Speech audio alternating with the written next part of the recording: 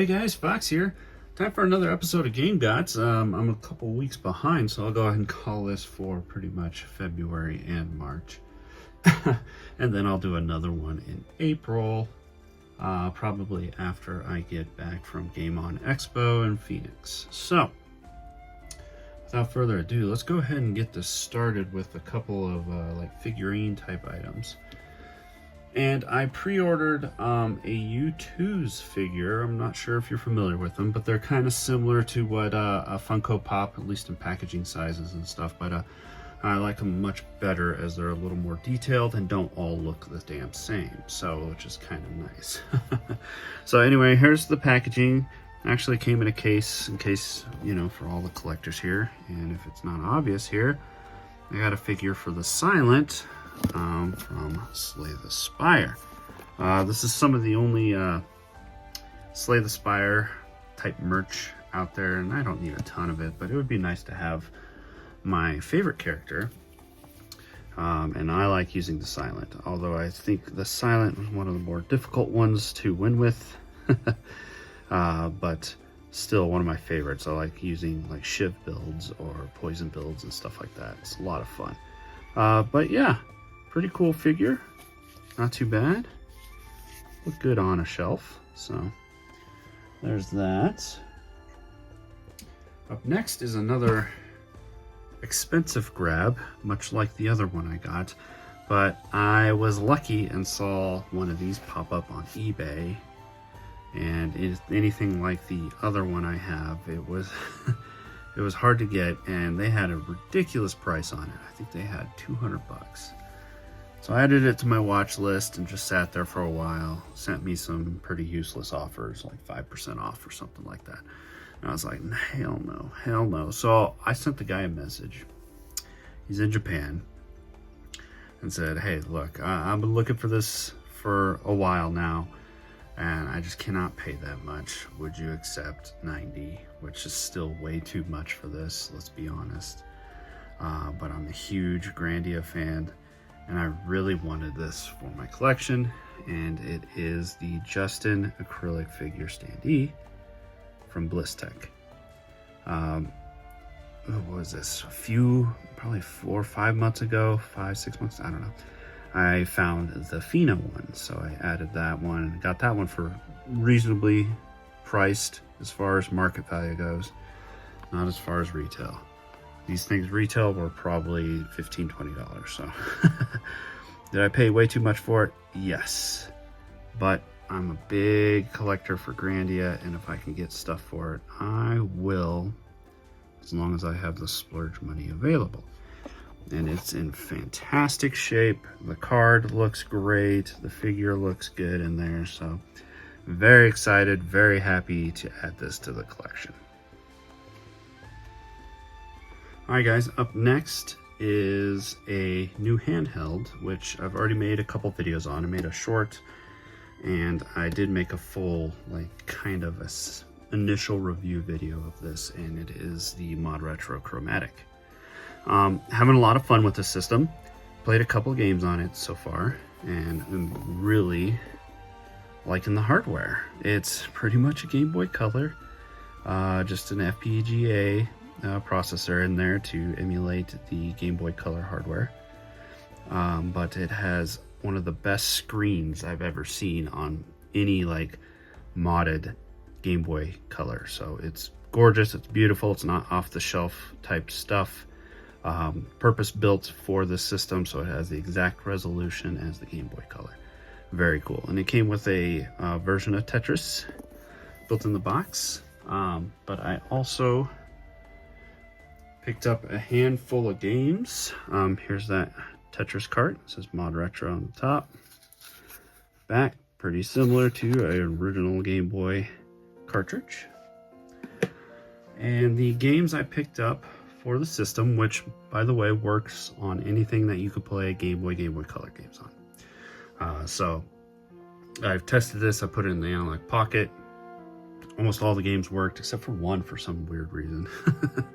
But they worked in everything else. It worked in original hardware and all that stuff. So first one is Dragonime, and this one is a RPG. It's just a single character RPG, which is kind of fun. It's kind of very much Pokemon-esque, especially when you look at the battle system. You got your specials and your attacks, your items, your flee, but its presentation reminds me of Pokemon. World map's pretty vibrant with its nice colors, and you roam around, have a lot of fun there. There's a bunch of secrets you can find and stuff to get some extra items, and I do dig the art they did for the game. And what's nice about these releases is very nice box, full color manual, game in a little tray, and they also come with these little charms.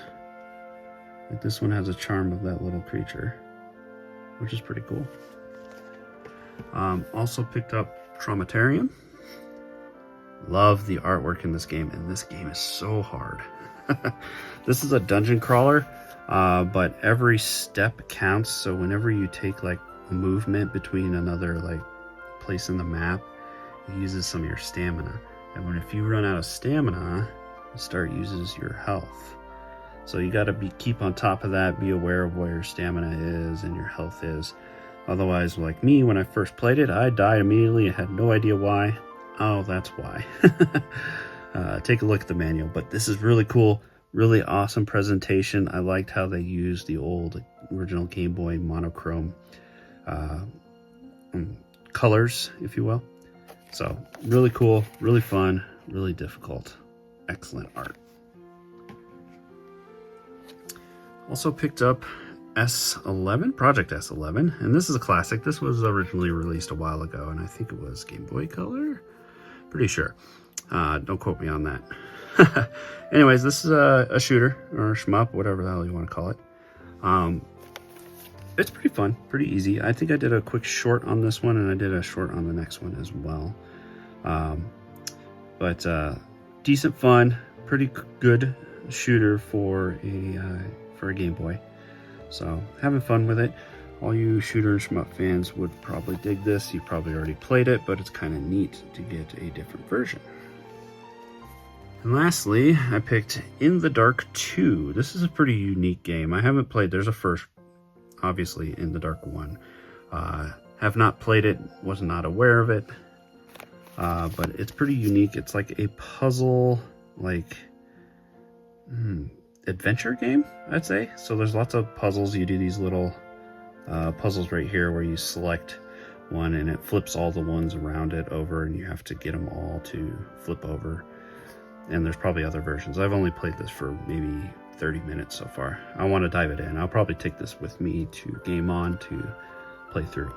But also, not only is it like a puzzle adventure, but it also has shooter stages in that monochrome green color, which is pretty cool. Yeah.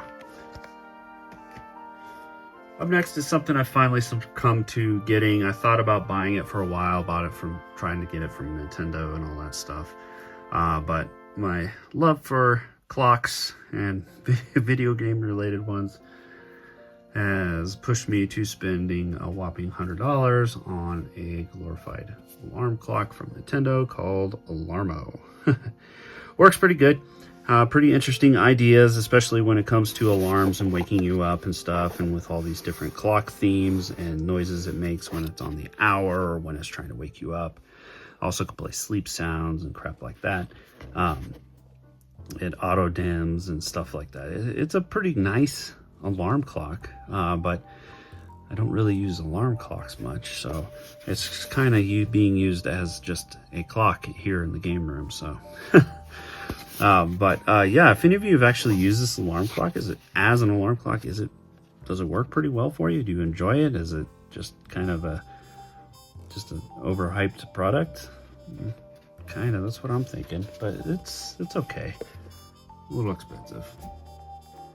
A couple loose games I picked up here for the Game Boy. One ad for the collection, and that's Popeye 2. I haven't popped it in and played it yet, so I couldn't tell you much about it. And for the Neo Geo Pocket Color, I picked up Dark Arms.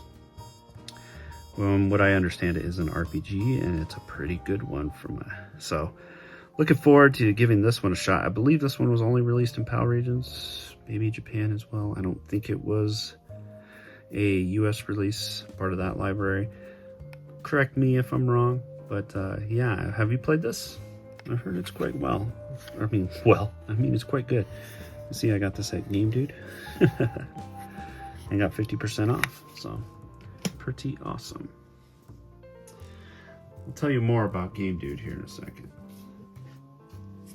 Up next, I made a short on this, but picked up the Trails Through Daybreak 2. And the slipcover always slides off. I have not started this yet. I'm finishing up a couple other games. Just finished Ease 8 and am dabbling in a couple other shorter games. Once I'm done and satisfied there, this will be the next big RPG I dive into. Looking forward to it. The hubbub around the community is that it's getting mixed reviews, but I haven't actually heard anybody say it wasn't that good, so I'm sure it's fine, especially for Trails fans. Up next is some PS5 titles. Took advantage of the big clearance sale that Target was doing, was that a month ago? Maybe a little over a month ago. I just picked up a couple titles, nothing major. Let me make sure I didn't miss anything. Oh, no, there's another one back there.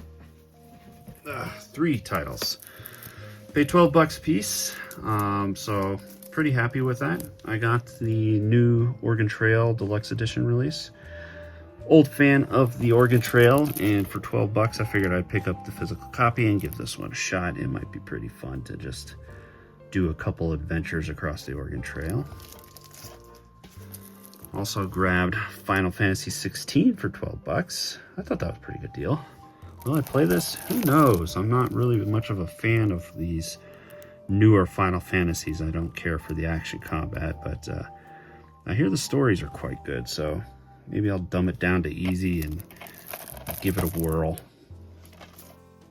And lastly, the Jurassic Park Classic Games Collection, with a typical loose disc in these PS5 cases. 7 classic games in one. A lot of Genesis, Super Nintendo, Game Boy. That's pretty cool.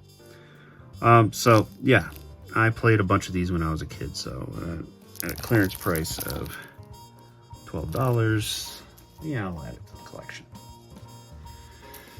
Another PS5 release, and very excited for this one. Had to support it because I want to support Konami and tell them that I want more from this series. That being said, I'm pretty sure you know what I'm talking about, and that's the Suikoden 1 and 2 HD remasters, which is excellent. Very happy that this was done. People can now go back and enjoy these 2 excellent titles, particularly this one, because Suikoden 2 is quite pricey, and guess what? Loose disc. But yeah, I've played both of them, beat them both, love them, and I'm excited to go back and play them again, now with some trophy support. That's exciting for me, so yeah, absolutely excited for that. Please get your copies if you're just somewhat interested. Show Konami support, and maybe eventually we'll get a Suikoden 6 or something. That'd be awesome. All right, so as I mentioned earlier about a store called Game Dude, I went to LA for work and in my spare time wandered around to a couple game stores, found a couple items here or there, nothing super fancy or anything like that. But one store in particular, which was suggested by a friend here on YouTube, Bublin, he told me to go check out Game Dude, which was on the northern side of town, past Hollywood. Went up there and was amazed by the store. The way they have it laid out, and how they just have counters everywhere, and you just go around to this path and circle and just look at games inside these cabinets, and they have a bunch of games on the walls. And they just have employees like patrolling around so they can help you out. It was really cool, and they had so much stuff. And if you had troubles finding something, they had these like printouts all over along the counters that you could look at to see, hey, oh, do they have this game? And you could flip through it and, oh, shoot, they do. You ask the employee and they'll find it for you. It's pretty cool. So anyway, I went ahead and grabbed a few games here. I'm not sure if I got this one at Game Dude. I don't think I did. I don't remember where I got this. Anyway, I think I got this on eBay. Sorry, this is before. Anyways, I did pick up Pac-Man sealed for the Game Gear. Really nice box. Looks great. And it is Pac-Man, so not much to be said there. Anyway, back to Game Dude pickups. I picked up a Sega CD game here. Sega Club. Digital Pictures presents Kids on Site. This is an FMV game. It's probably more like edutainment, telling you about like construction work and stuff like that. Yeah, so it's gonna have a lot of FMV about construction site stuff. But I thought it was unique. It's in this long box, cardboard box, and it was in pretty good condition. And it has all the goodies inside of it. And yeah, Sega Club stuff. Mostly garbage. Another one that it's been on my radar for a long time, and I've just never seen it at any store. It's not very expensive either, but I picked up Devil Dice. And this is like a puzzle game. It looks a lot of fun. I've always wanted to pick up a copy of it. And for the PC Engine, I picked up a copy of Dragon Spirit, not Dungeon Spirit. This is a little shooter for the TurboGrafx 16. This will work excellent and great in the Analog Duo. Even has this old original foam that's just nice and yellow. Very cool. And the big pickup from that store is something I've been hunting for a long time. Atlas release on the PS1 is 1,000 Arms. Very happy to find this one. This is a RPG that features some decent combat and a lot of like social link type stuff, like sim dating crap, crap like that. But I heard it's quite good, quite fun, and quite entertaining and funny. There we go. I get to enjoy this Game Dude sticker on this case, which I'm not happy about, but not disappointed because they have a good sticker there. But anyway, it's not 100% complete. It's got the game and the manual, but and there's disc 2. But as you can see here, it was supposed to come with memory card stickers and a trading card and a bunch of other crap on there as well. But that stuff is missing, but that's okay. I have the manual, the games, and the case, and that makes me happy. And it looks like I have one last item looking in my bin here. And it looks like I did buy another pin for my Working Designs collection. One that I don't see very often. I see Growlancer 2 often on eBay, and that's about it. So this one's interesting because it is, see if we can get a focus, it's Growlancer 3, The Dual Darkness. So I think this is the other pin that goes with the Growlancer Generations that they released on the PS2, which includes 2 and 3. So very cool. Never see this one, so very happy to find this pin. I'm not sure if I could show it, but it does say Working Designs right there. So yeah, it was one of their pin releases. Very happy to find that. Anyway, guys, that is everything I picked up for the last month and a half. Any questions, comments, leave them below. And thanks a lot. Thanks for watching.